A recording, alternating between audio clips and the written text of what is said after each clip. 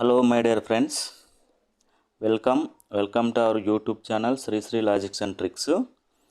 ఈ వీడియోలో రాజ్యాంగబద్ధ సంస్థలు, వాటి యొక్క ఏర్పాటు, ఆర్టికల్స్, పదవీకాలం, సభ్యుల సంఖ్య, నియామకం, తొలగింపు మొదలగు విషయాల గురించి ఒక పట్టిక రూపంలో నేను దీన్ని రూపొందించి మీకు వీడియో రూపంలో అందిస్తున్నాను.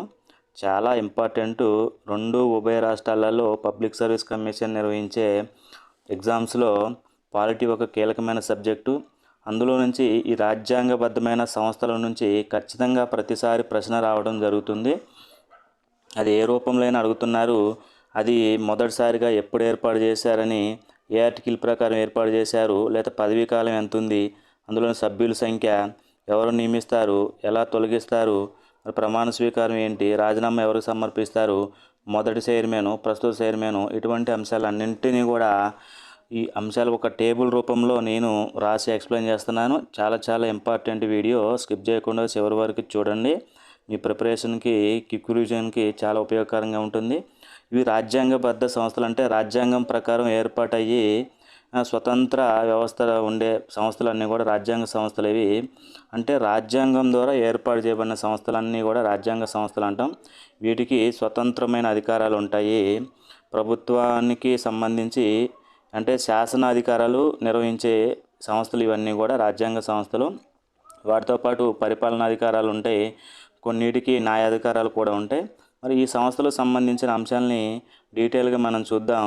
ఎస్సీ ఎస్టీ కమిషన్ కావచ్చు, బీసీ కమిషన్ కావచ్చు, election commission, public service commission మొదలగు సంస్థలకు సంబంధించి ఇందులో మొదటిగా చాలా కీలకం. ఏ విధంగా అడగవచ్చు, ఆర్టికల్ అడగవచ్చు, పదవీకాలం అడగవచ్చు, సభ్యుల సంఖ్య అడగవచ్చు, స్టేట్మెంట్ రూపంలో అడగవచ్చు, లేదా సంస్థలు ఒకవైపు ఇచ్చి వాటికి సంబంధించిన ఆర్టికల్ని జతపరచమంటం కావచ్చు, లేదా పదవీకాలాలు కావచ్చు, ఏ విధంగా అడగడానికి అవకాశం ఉంది. కాబట్టి చాలా జాగ్రత్తగా ప్రిపేర్ అవ్వాలి.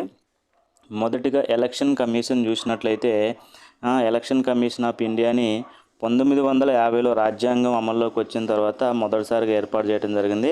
1950లో ఏర్పాటు చేశారు. అప్పుడు ఏకసభ్య కమిషన్గా ఉన్న ఎలక్షన్ కమిషన్ని 1993లో బహుళ సభ్య కమిషన్గా మార్చడం జరిగింది. ఏ ఆర్టికల్ ప్రకారం ఏర్పాటు చేశారంటే రాజ్యాంగంలోని 324 ఆర్టికల్ ప్రకారం ఏర్పాటు చేయడం జరిగింది. మరి ఎలక్షన్ కమిషన్లోని అంటే చైర్మన్ కావచ్చు, సభ్యులు కావచ్చు, వారి యొక్క పదవీకాలం 6 సంవత్సరాలు లేదా 65 సంవత్సరాల వయసు వచ్చే వరకు.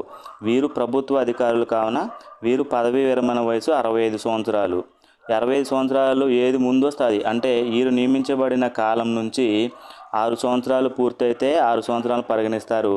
లేదా ముందుగా 65 సంవత్సరాలు వయసు వచ్చినట్లయితే 65 సంవత్సరాలను పరిగణించడం జరుగుతుంది. అందుకని వీరి యొక్క పదవీ కాలం 6 సంవత్సరాలు లేదా 65 సంవత్సరాలుగా నిర్ణయించడం జరిగింది. ఈ 6 సంవత్సరాలు అనేదే పదవీ కాలం, 65 సంవత్సరాలు అనేదే పదవీ విరమణ వయసు. ఏది ముందైతే అది వర్తిస్తుంది.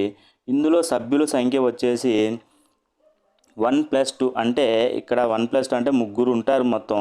ఇక్కడ 1+2 ఎందుకు చూపించడం జరిగిందంటే మొదటి 1 అనేది చైర్మన్, ఆ సంస్థ యొక్క చైర్మన్.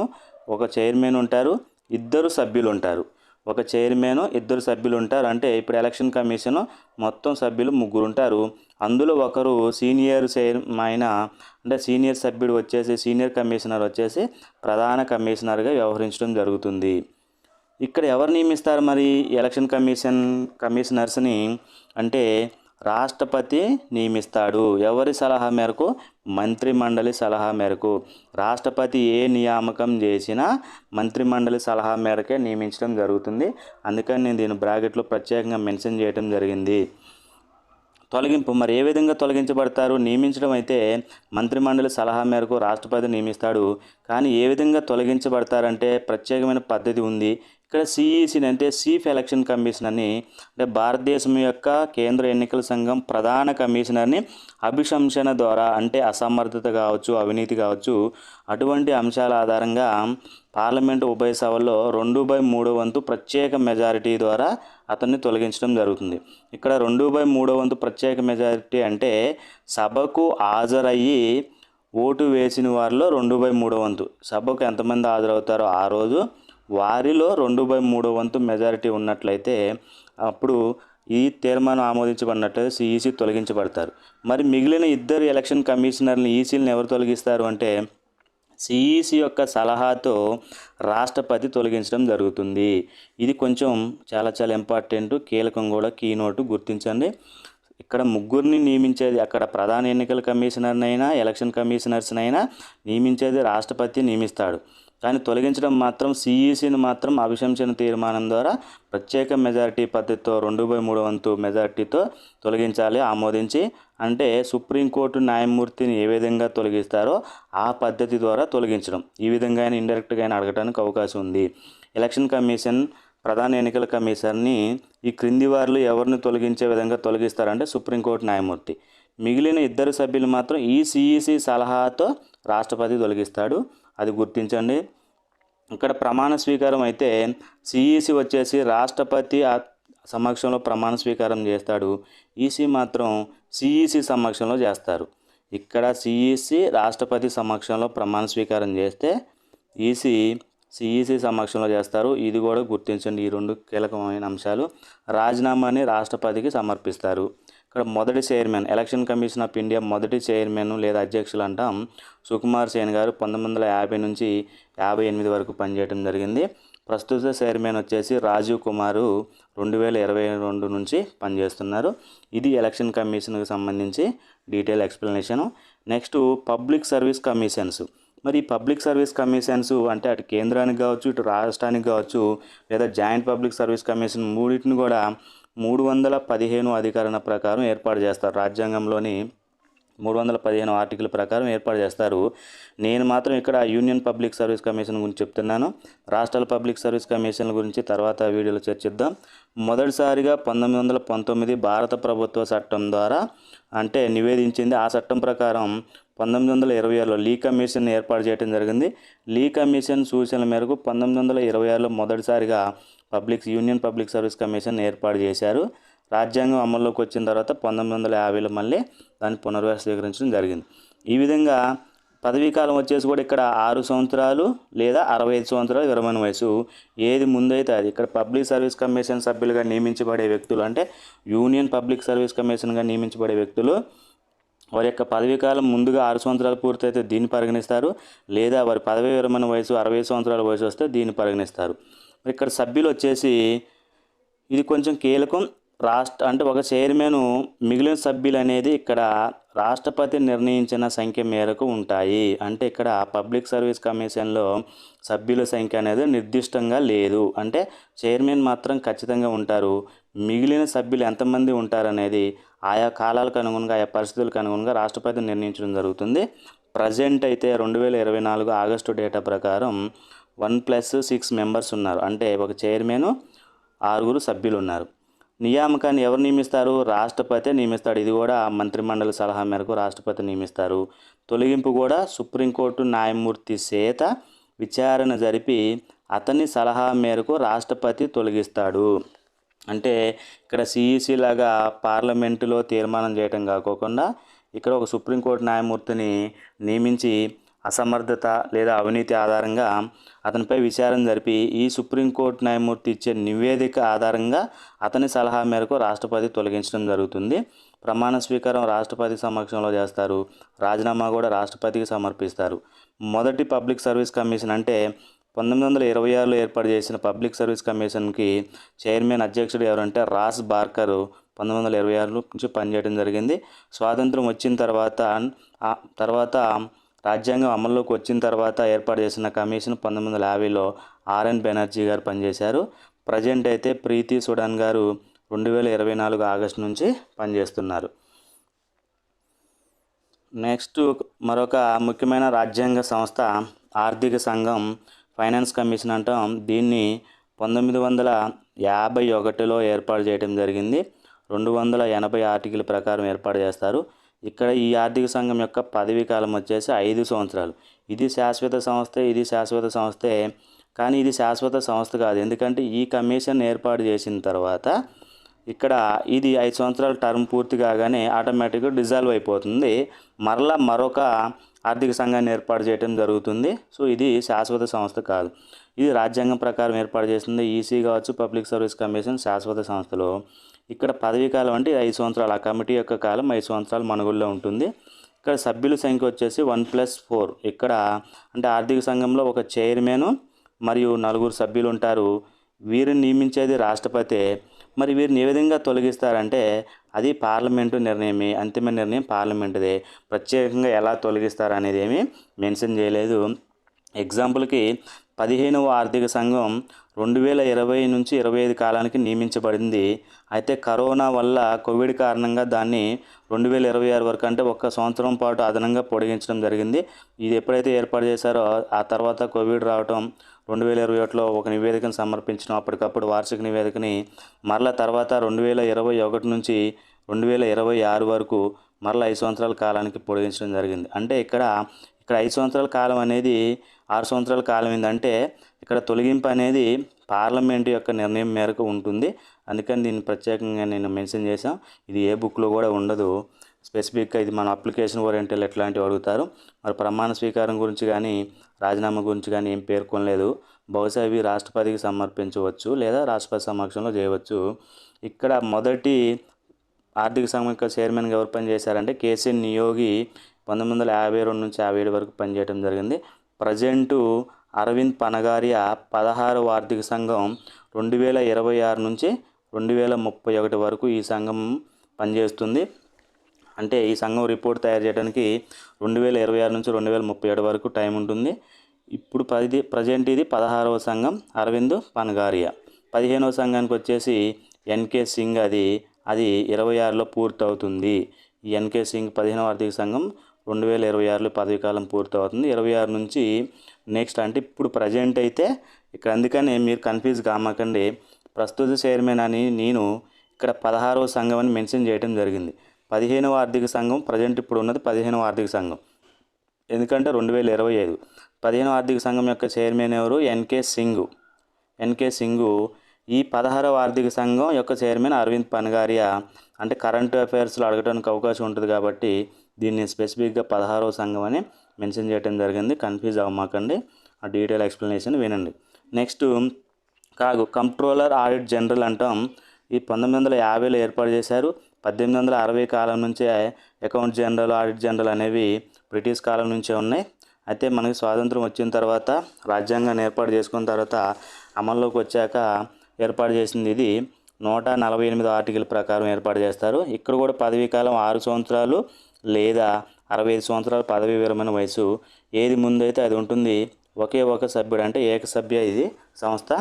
ఇక్కడ కూడా రాష్ట్రపతి మంత్రిమండలి సలహా మేరకే కానీ స్వయంగా సంతకం చేసిన ఆమోద పత్రం ద్వారా అంటే రాజముద్ర పత్రం ద్వారా ఇక్కడ కాగుని నియమించడం జరుగుతుంది.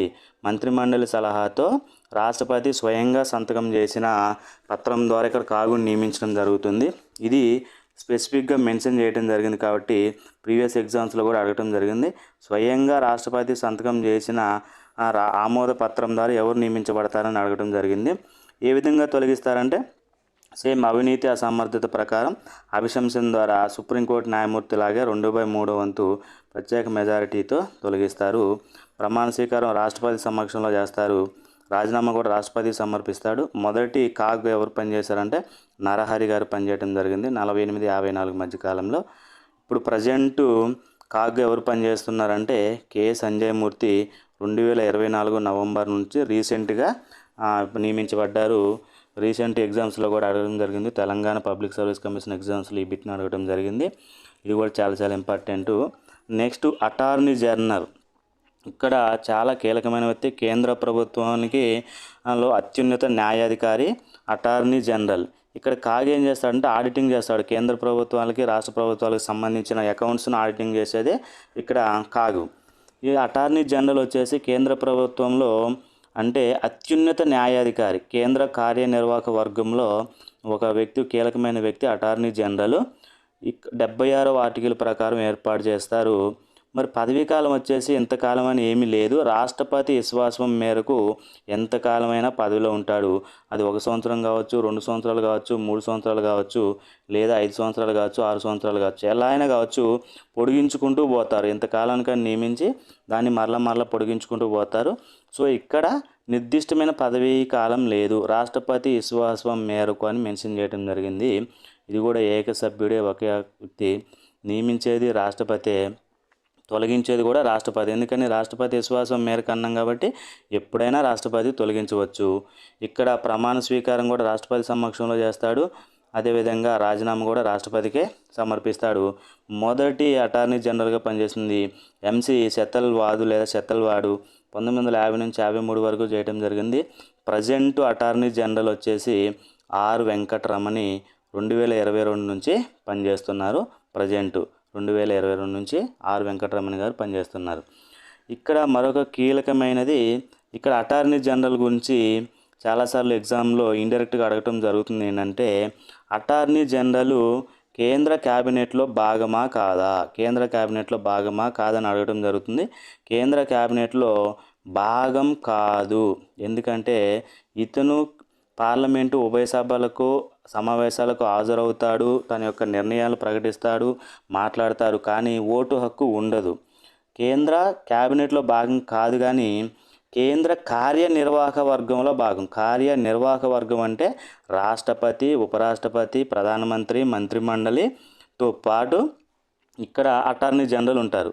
కానీ బ్రిటన్లో ఈయన అటార్నీ జనరల్ అనే వ్యక్తి క్యాబినెట్లో అంటే మంత్రిమండలిలో భాగం. అది డిఫరెన్స్ని గుర్తించండి. ఇండియాలో అయితే కాదు. చాలాసార్లు ఇండైరెక్ట్గా అడగడం జరిగింది. సబ్జెక్టు డెప్త్గా అడగాలనుకున్నప్పుడు అది గుర్తించండి. మరొక ముఖ్యమైన రాజ్యాంగ సంస్థ భాషాపర అల్పసంఖ్యాక వర్గాల ప్రత్యేక అధికారి. ఇది చాలామంది కన్ఫ్యూజ్ అవుతారు. మైనారిటీ కమిషన్ కాదు ఇది. ఇక్కడ భాషాపరమైన అల్పసంఖ్యాక వర్గాల ప్రత్యేక అధికారి అంటే భాషాపరంగా ప్రత్యేక అధికారి 350B అధికారం ప్రకారం ఏర్పాటు చేస్తారు. దీనిని 7వ సవరణ ద్వారా 1956లో ఏర్పాటు చేశారు. దీని గురించి మౌలిక రాజ్యాంగంలో ప్రస్తావన లేదు. ఇక్కడే తెలుస్తుంది కదా, 7వ సవరణ ద్వారా 1956లో ఏర్పాటు చేశారు. 56లో అంటే మౌలిక రాజ్యాంగంలో ప్రస్తావన లేదు. పదవీ కాలం అనేది కూడా ప్రస్తావన లేదు. ఇది కూడా ఏకసభ్యుడే. ఎవరు నియమిస్తారంటే రాష్ట్రపతి నియమిస్తారు. తొలగింపు గురించి ప్రస్తావన లేదు. ప్రమాణ స్వీకారం గురించి ప్రస్తావన లేదు. అదేవిధంగా నెక్స్ట్ ప్రమాణ స్వీకారం గురించి లేదు. ఏ విధంగా రాజీనామా సంబంధించి కూడా ప్రస్తావన అనేది లేదు. ఇక్కడ దీనికి సంబంధించి భాషాపరమైన మైనారిటీ అధికారికి సంబంధించి డేటా అవైలబుల్ లేదు, అందుకని నేను రాయలేదు. అది గమనించండి ఫ్రెండ్స్.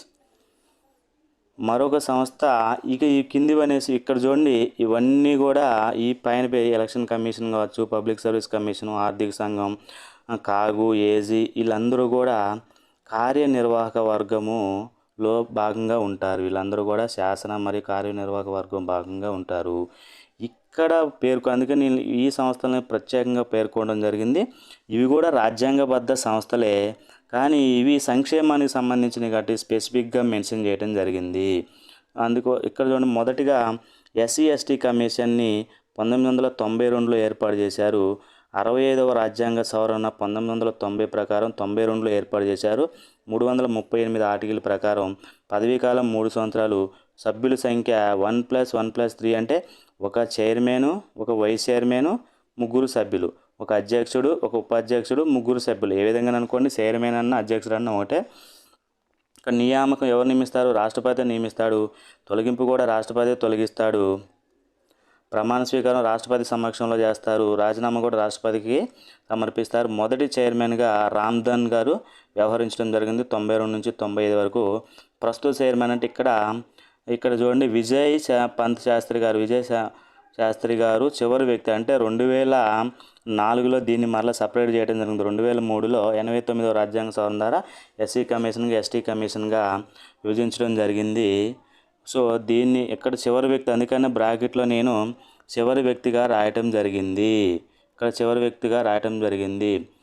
విజయ్ శరత్ శాస్త్రి గారు, జాగ్రత్తగా గుర్తించండి. చివరి వ్యక్తి అంటే 2004లో దీన్ని 2గా విభజించారు కాబట్టి ప్రత్యేకంగా చివరి వ్యక్తి అని మెన్షన్ చేయటం జరిగింది నేను.